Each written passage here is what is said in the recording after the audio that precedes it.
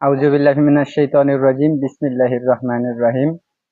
স্বপ্নে তরবারি দ্বারা আঘাত করতে দেখলে কি হয়?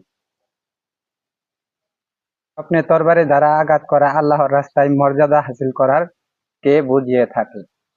স্বপ্নে কোনো লোকের হাতে প্রসিদ্ধ তরবারি দেখা ওই লোকের শ্রেয় কোনো কাজের কারণে প্রসিদ্ধ লাভ করাকে বুঝিয়ে থাকে। বর্ষা দ্বারা আঘাত করা, এটা কথার দ্বারাই আঘাত করা বোঝায়। যদি তরবারি, লাঠি বা খুঁটির ইশারা দ্বারাই কারো দ্বারাই আঘাত করতে দেখে, আঘাত করে বা আঘাত না করে, তাহলে এতে এই ইঙ্গিত রয়েছে যে সে এমন কথা বলার ইচ্ছা করবে যা সে বলতে অক্ষম।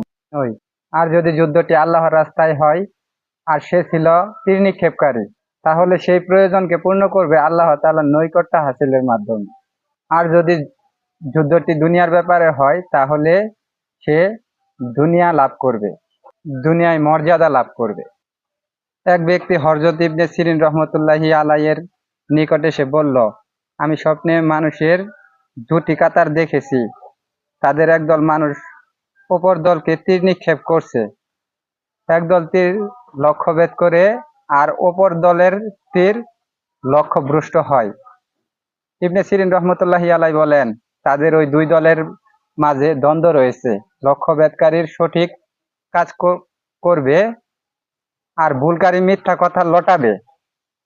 যদি স্বপ্নে তীর নিক্ষেপকারী আল্লাহর রাস্তায় তার তীরকে লক্ষ্যে পৌঁছে দেয়,